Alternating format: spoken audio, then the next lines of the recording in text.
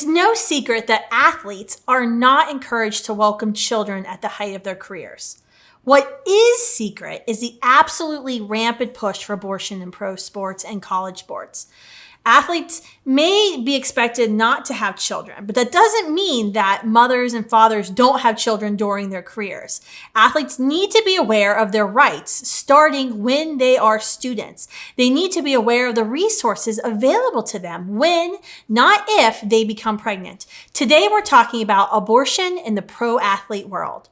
Abortions may be regulated, but not prohibited by state law.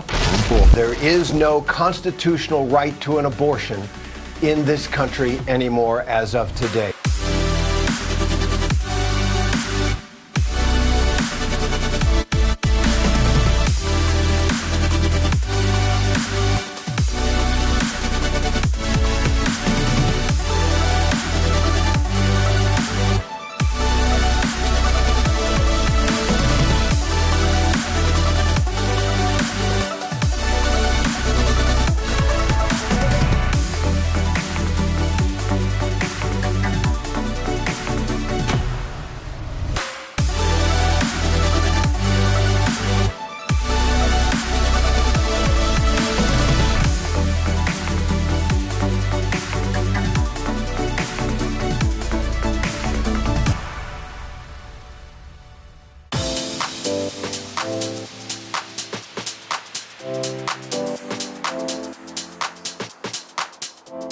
Hi, Pro-Life Gen. This is Kristan Hawkins. Welcome to this new episode of the Explicitly Pro-Life podcast.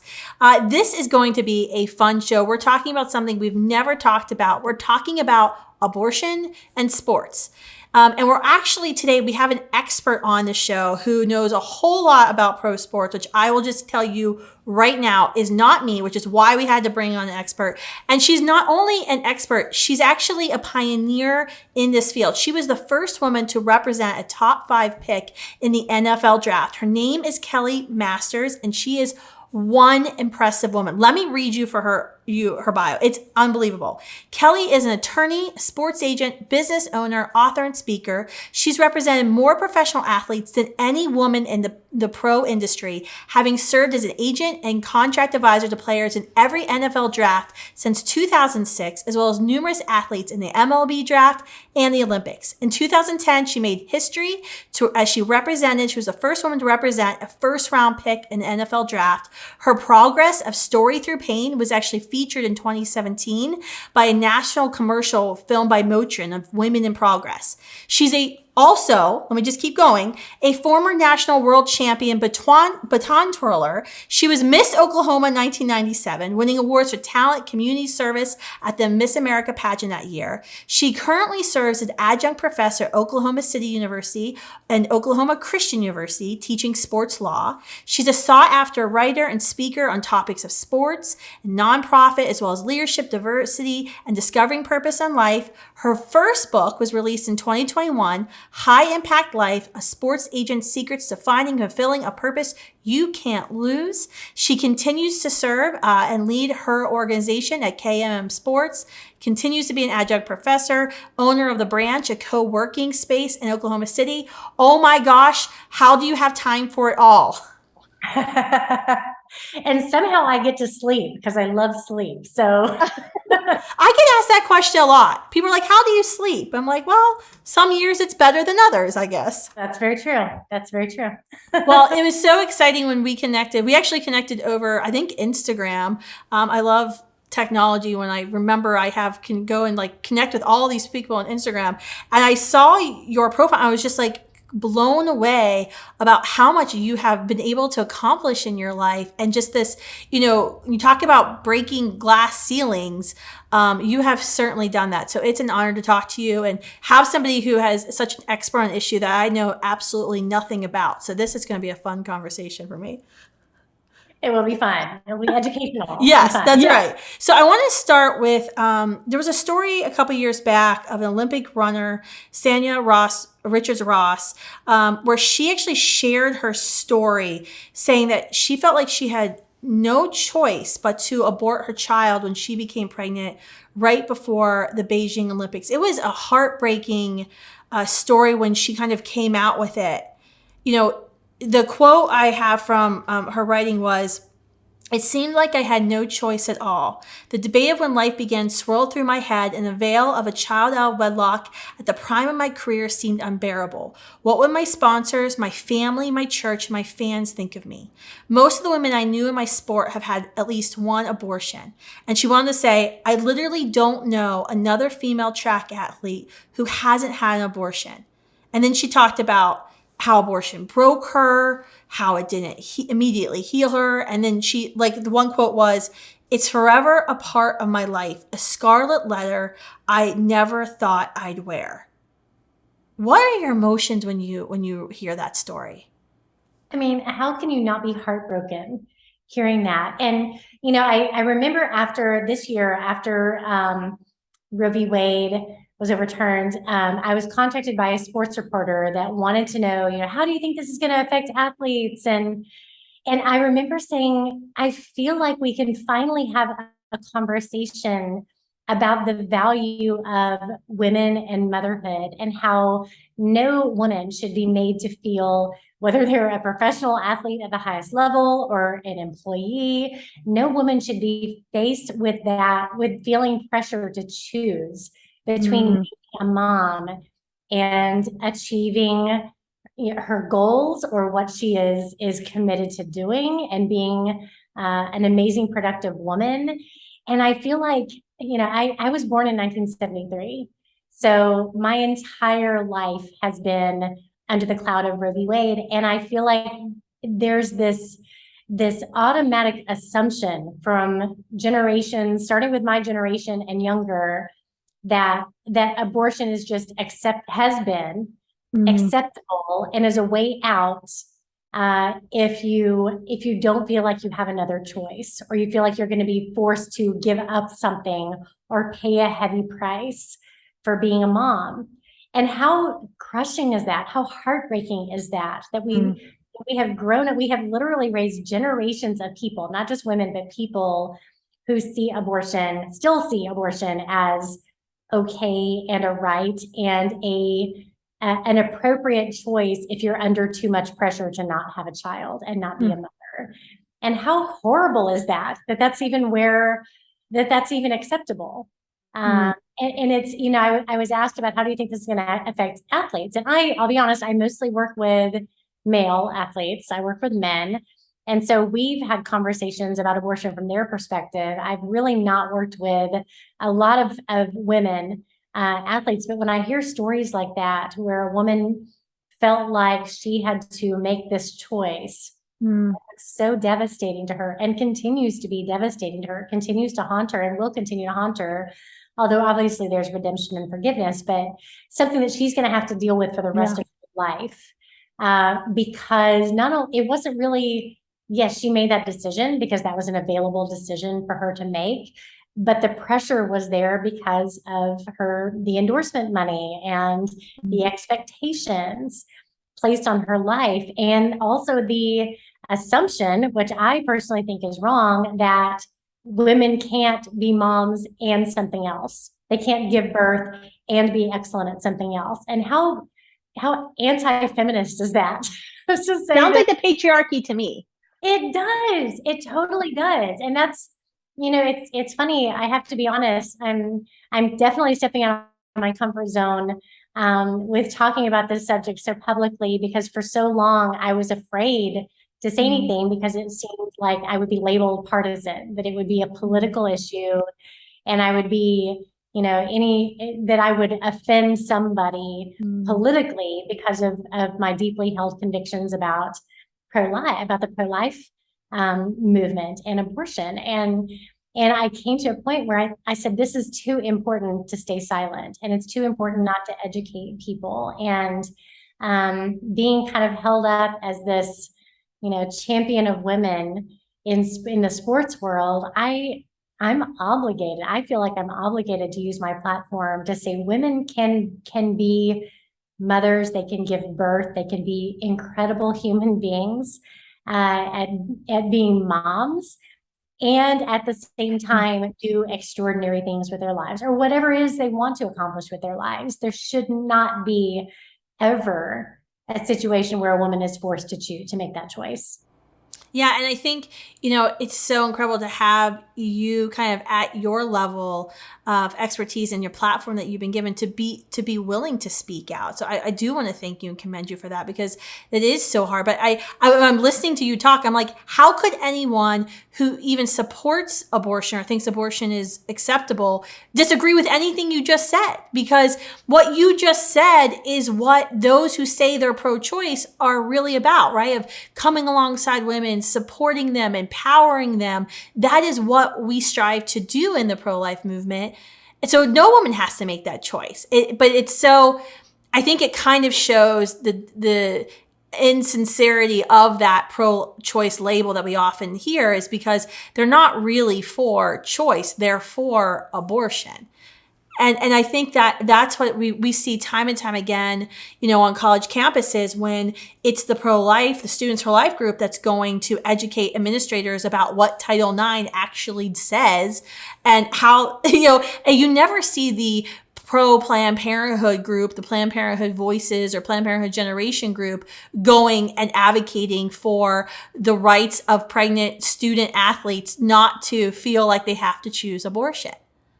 Exactly. That's, to me, as much as, and I have so many friends, obviously in the sports world, especially, that are pro-abortion, because that's just the way they were raised to believe. Even if they have strong religious convictions, they're still pro-abortion because they think that's just a right we should have.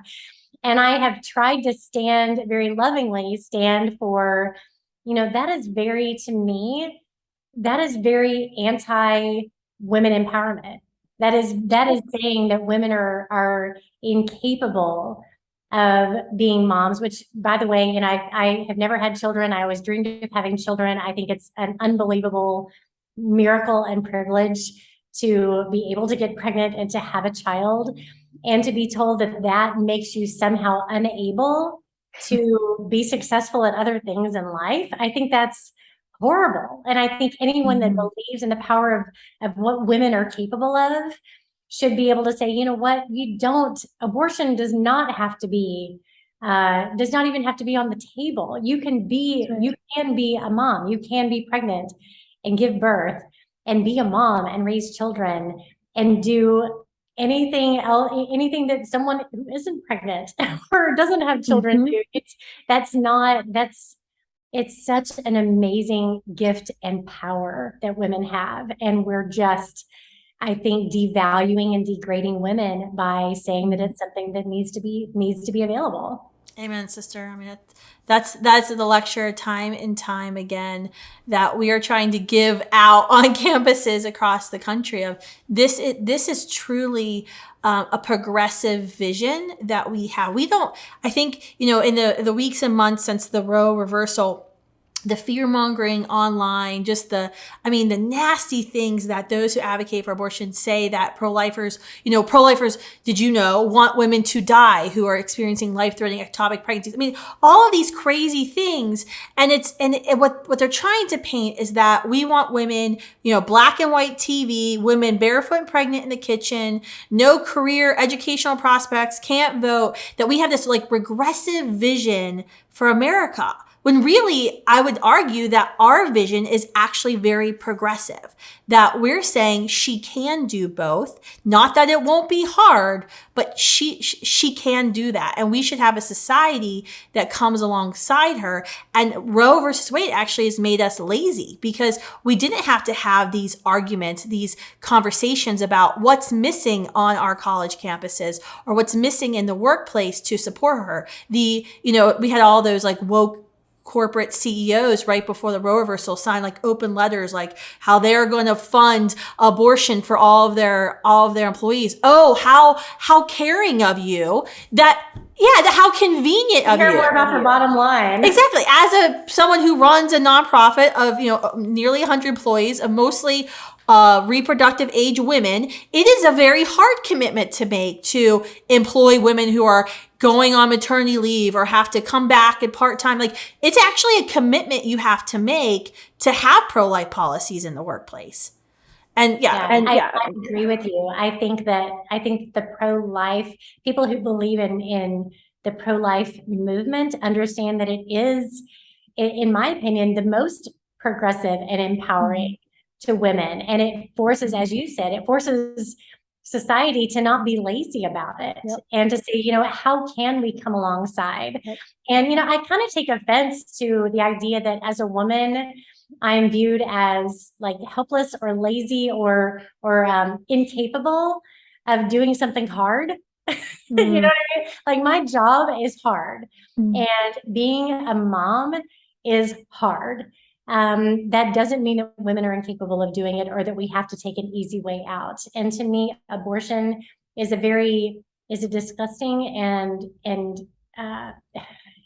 horrible excuse for taking the easy way out. Yeah, it's that ultimate convenience argument of your life is an inconvenience to mine, therefore I should have the right to end your life. And it's something we don't like to say because we don't want to seem condemning of women who've chosen abortions, because we all have known, you know, we all have someone in our life who's chosen abortion, but it is a selfish decision when that is being made. And I think we have to say that in a loving way. It's not something I would plaster on a sign, you know, right out in front of a Planned Parenthood, but that is a level of selfishness to say your life is going to be inconvenience. But it's also, I think, a societal selfishness that, you know, we can kind of check the box like, oh, we care about women. Check. I support Planned Parenthood. Therefore, I love women. I support women. No, you're just being lazy and you want to act like you're part of the solution when really you're part of the problem. And you just want to check the box that you support women and you help women. So I mean, I agree with 100% what you said, but I found it when you were saying, well, you were quiet about your pro-life beliefs, but I'm like, how can anyone listen to your heart and what you're saying and disagree? That just drives me crazy. I guess one of the things, being a champion baton twirler, which is bringing back memories of my early dance years, which we know we will not be putting those pictures up on the episode. Are there any videos? There probably are, but thankfully I think my parents have never converted them to DVD from beta or whatever they were. But beta was before VHS tapes, for anyone who doesn't understand what I just said. But you were a college athlete. I mean, the story with Sonia Richards Ross, does that remind you or resonate anything with your experience that you saw as a college athlete? You know, and this is sort of confession time and sharing some things that I've actually never really shared publicly. So I was raised by a very conservative father, right of Rush Limbaugh father, and a feminist mother who was very pro-choice. And still is. And I love her dearly, but she, you know, when I became the feature twirler, my twin sister and I actually became the feature twirlers for the university, the spotlight was on us. And I remember my mom's telling me, you know, if you ever get pregnant, I will make sure your abortion is paid for. And at that time in my life, thinking about not really, and I'll be honest, you know, not really understanding even what abortion meant, which a lot of people don't. They think they do, but they don't. I just made the assumption, even though I tended to be more conservative in my beliefs, I tend to go, okay, yeah, that would be if I got pregnant and I couldn't twirl at halftime and fulfill my duties as the twirler for, you know, the sweetheart of the university, that would be so humiliating. I would be devastated. It would be no time in my life to become a mom. You know, if I was faced with that horrible thing, my mom would support me and I would go through with it. And that was my attitude in college. Now, I experienced a massive change in my life in a lot of ways after post-college, when I really gave my life over to God, and that was a spiritual decision, but God started dealing with me on some of those assumptions that I had just always had in my life, that even though I was conservative, I would be horrified if I had to, if I got pregnant, and that would be something that my mom would support me in. And so even though I never went through it, I actually thought about it, and I thought about, yeah, you could take care of it quietly. No one would ever have to know. That would be the easier choice. And I think you've probably seen it. There's a video of about a young woman athlete that is set to a song, and it talks about how much easier it would be just to make it go away, avoid all the rumors, avoid all the people talking about you, and how that would be the easier choice. And yet she chose life. And I'm forever to this day thankful that before I was put in a position like that personally, that I was faced with truth, and that I was faced with what abortion really is, and so thankful that I discovered reality, that abortion is not just making something quietly go away. It is truly ending a life that is valuable to God. I remember having a conversation with my husband, and I will say this too, my support and activism for my beliefs when it comes to when it comes to being pro-life really did not take off until just a few years ago. And I remember having a conversation with my husband about, why is this so accepted? Why is abortion why was I raised to believe this was a right and was so accepted by society? And my husband, who's a very godly man, said, Kelli, people abort God's plans for convenience all the time. In the case of abortion, they're not only aborting God's plan, they're aborting another life, and they're killing another life. It's not just a dream, it's a life, it's a person that God has created. And that has stayed with that conversation and stayed with me. And the other thing that honestly opened my eyes, and this was just a few years ago, was seeing the movie Unplanned. And that I walked out of that movie and I actually went back to see it 2 more times and took people to see it with me, because I had never seen at least the depiction of an abortion procedure. And I walked out just completely spent, completely drained, and emotionally broken, going, how on earth have we raised generations of women to think this is okay, and to think that this is our out? Why are we not rallying to support women and celebrating pregnancy no matter how it happens, like celebrating life no matter how it happens? And maybe that sounds crazy, but goodness, why have we raised generations of women and people just in general to see abortion not for what it really is? And I know in the choir, I've heard you debate, and I've studied the way you respond, because I want to be able to have those impactful conversations. And glory to God, I have been able to have conversations with my NFL players since Roe v. Wade was overturned that I would never have been able to have before. And it's been powerful. Yeah, I mean, it's so amazing to have somebody in your position of influence with these, influencers, these professional athletes, and be able to share your story, to share it so openly. And I think, having that pro-choice mother really gives you kind of an added leg up when you're having this discussion, because you understand where that argument is coming from. I mean, I think we did some research a couple of years ago on what we called mushy middle women. Nicer way is movable middle women of, I don't like abortion, but. And the thing that was so striking in the research that we did was even the women who said, I don't like abortion, but I'm pro-choice, or but I support women's rights to choose, which I find personally, as I'm a pretty black or white person, I find that to be the hardest argument for me to understand. Like, well, either it's killing a baby or it's not. You decide. Just tell me which one. But it was interesting with so many women, kind of like what you said in college, of see abortion as it's kind of icky. I don't like it, but it's sort of this get out of jail free card, or this you get one parachute. And we saw it very clearly in the research, because when we were interviewing women, and they would say, they all kind of had sympathy for the woman who has one abortion. And then when we'd ask the women, I don't like pro-lifers because they're too judgmental type of people, we would say, well, what about if she goes and has a second abortion? And instantly the person would the woman would switch and then become very judgmental against the person who had 2 abortions. And I was like, well, wait a minute. I thought, you weren't judging. And so it was very clear that they see I think they saw themselves, and even if they didn't have an unplanned pregnancy situation, a lot of women who don't like it get a queasy feeling in their gut about abortion. It's always this get out of jail, you got one chance. And I think we have to overcome, there's some feelings like that we definitely need to work to overcome, that it's not just one chance, you get this one do-over, because you may never get a do-over. You may never be able to get pregnant ever again. I mean, what you talked about with unplanned, and the most striking part of Abby's story, and we thankfully were able to get tens of thousands of kids out to the movie theaters to pack the opening weekend.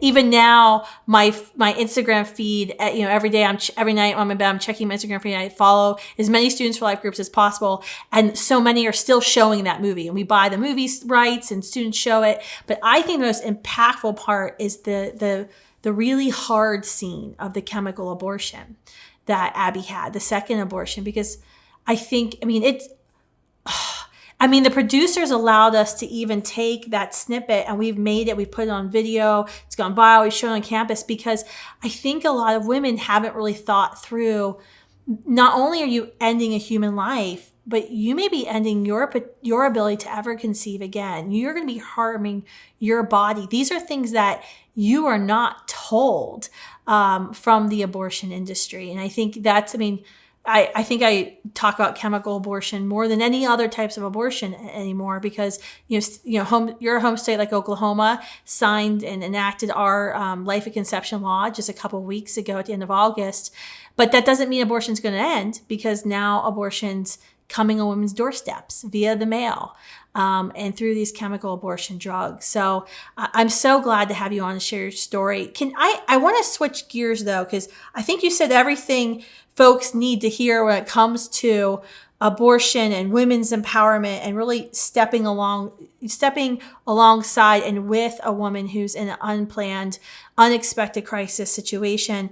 But one of the questions I get a lot as a high performing woman, I guess, being a wife, being a mom, running Students for Life, doing all these other things is, I do get that question. I'm like, do you ever sleep? Yes, I do sleep. Like I said, some years has been better than others, but I get this question a lot from young women, which are the majority of our pro-life activists. Not by design, but a lot of our leaders, many of our students in our fellowships are young women. I get the question a lot of how do I do what I know I'm being called to do, whether, it's in, the medical field, or be a teacher, or start a pregnancy center or maternity home, but also be a wife and, a good aunt, a good mother. And how do I kind of be that full circle empowered woman? And I don't know. My best advice is usually a piece of advice from a friend at National Right to Life told me years ago of, you got glass balls and you have rubber balls, and you're as a mother and a woman, you're constantly juggling them, and you need to know which balls are glass and which are rubber, because the rubbers will bounce back, but the glass balls will shatter. So I kind of think it that way. And it's like when I'm messing up, I'm like, wait a minute, I have a glass ball about to shatter. Maybe I need to let this rubber ball drop. But how do you talk to young women about how to do it all? Two thoughts. One, I get asked about the work-life balance thing. Yes. We talk about, and I have to say, I don't focus on balance, because I think that's probably a myth, but I absolutely focus on priorities, like you said. And I love that analogy with the rubber balls and the glass balls. My marriage is a glass ball. I want to make sure that is a priority. I waited until I was 44 to get married, and I value that precious gift that I prayed for 20 plus years. And that is a priority. My husband is a priority. My stepchildren, I have 11 stepchildren. Oh my gosh. And grandchildren. And they are a priority. After my husband, they are a priority. But I think there's this idea of, can we have it all? And I want to shift that, because to me, it's not about having it all. It is about, what am I called to do?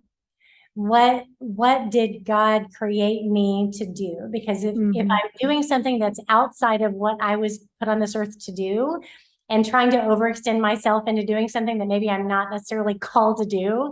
I'm just doing it because I'm trying to impress somebody, or because I feel like I have to, or I want to look impressive, or whatever. It's a constant evaluation process of, am I doing this because I know it is what I'm supposed to be doing? And if you can't say that about something in your life, then you need to evaluate whether or not you need to be doing it. And I think, I don't want to speak for you, but I have a sense that everything in your life is something you're supposed to be doing. That's right. And when you know there is a God-given purpose behind what you are doing and you are fulfilling that, then it's not about this sort of selfish idea of having it all. It's about, am I fulfilling what I'm supposed to fulfill, that nobody else in history and nobody else on the earth right now or in the future is meant to fulfill. I am a unique person.